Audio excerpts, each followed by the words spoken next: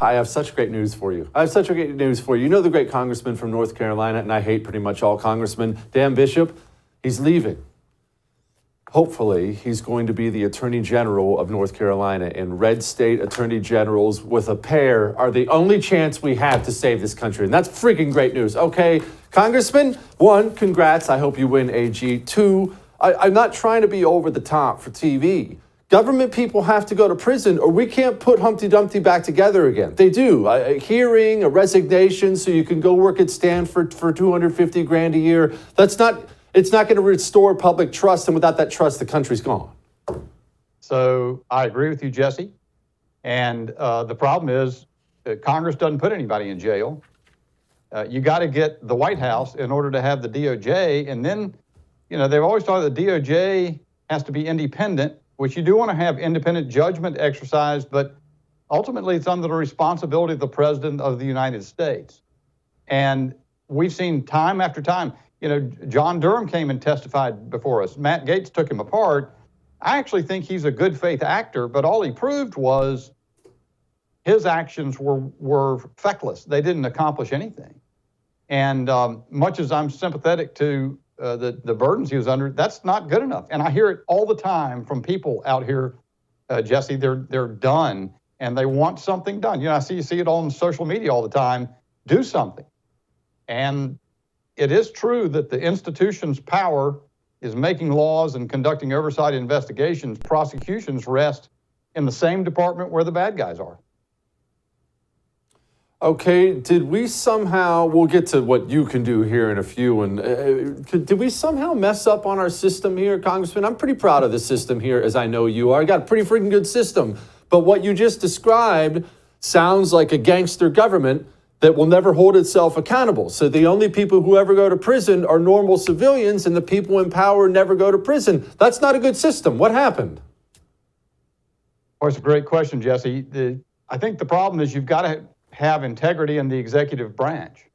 If the corrupt folks are allowed to take over there, and I guess there's another thing, Jesse, which is just that institution has, I've said a couple of times that in my experience here so far, the Justice Department reveres itself more than the Constitution. And everybody that we've sent there, whether it be William Barr or Jeff Sessions before him, were overawed by the Justice Department. It's a long history and Robert Jackson and so forth. But the Constitution's more important. And now, I will say this, Jesse.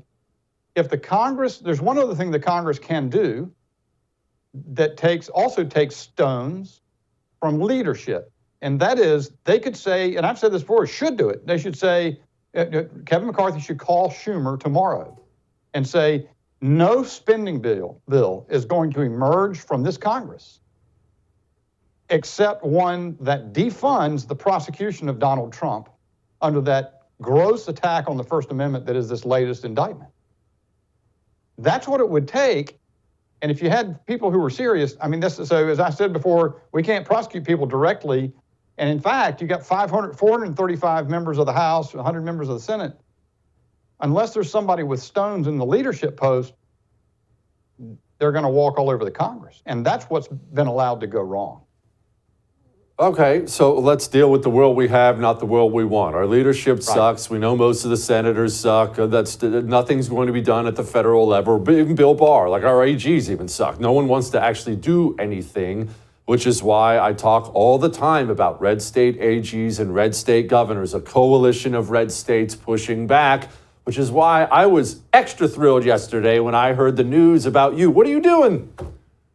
Well, look, I appreciate your saying that. A lot of folks, have watched the fight in Congress.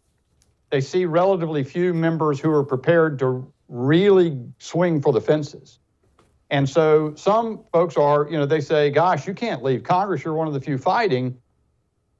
And I do think there's going to be another day in time, Jesse, when Congress reasserts its proper authority, when we have the right kind of people there who are prepared to make change instead of being locked in the status quo. But for now, you're absolutely right. That's the conclusion that I've reached as well. There's far more potential in the office of a red state AG in the not only ability to set the tone in North Carolina, but preeminent is the opportunity to continue the litigation that state AGs have been responsible for in so many instances. Just recently, the cancellation or the rejection of Biden's cancellation of $500 billion of student debt. That was state AG litigation.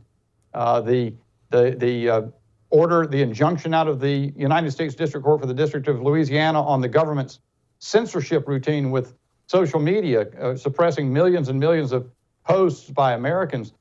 That's attorneys general litigation, and it goes on in situation after situation. I really don't take any satisfaction, Jesse, from the fact that AGs are the most potent weapon. They really shouldn't be. We shouldn't be depending on our litigation system to get things straight. No. But it is true that that is the situation we're in now. And North Carolina has never had a Republican AG. Since we sort of had a maturing two-party system in 2000, it was first Roy Cooper who became governor, and then Josh Stein. We've been out fundraised terribly, and that's, that combination of reasons is why I'm leaving Congress, because I know I've got an existing established donor network. I know how to get after it. I've been around the block a couple times. I can win this seat. Well, let me tell you right now on the air, Congressman, whatever you need, I will do it. Whatever you need, we got to get you in there. First of all, before I let you give out the website on this show, why do they call it attorneys general? That's so stupid. It's attorney generals. I refuse to use the proper English. It doesn't make any sense. It sounds dumb. Yeah, well, the Republican Attorneys General Association just endorsed me yesterday. And so I'm going to have to go with the terminology, I guess. We'll try to be all proper, use the right terms. But yes, sir. Said, Jesse, what's your website so people can donate? Can people donate? They can, Jesse. And okay. It is necessary. That last time we ran a Republican in North Carolina, they raised about $500,000. The Democrat raised $10.2 million. And the Democrats jump all over these seats because they know they can use them to manipulate the system in a way that misrepresents their political support, and that's wrong. But folks who are interested in supporting, and I need their support, can go to votedanbishop.com. You're showing the website on the screen, and they can donate there. They can be in touch with us about anything they're interested in connection with the campaign. So thank you, Jesse, for letting me say that to your viewers. You want to watch our special on George Washington? It's freaking awesome. Well, you can. All you have to do is become a First TV supporter. That gives you access to all of our specials on demand, and it's cake. All you have to go to is thefirsttv.com/support. Thefirsttv.com/support. Become a supporter. Enjoy learning about George Washington.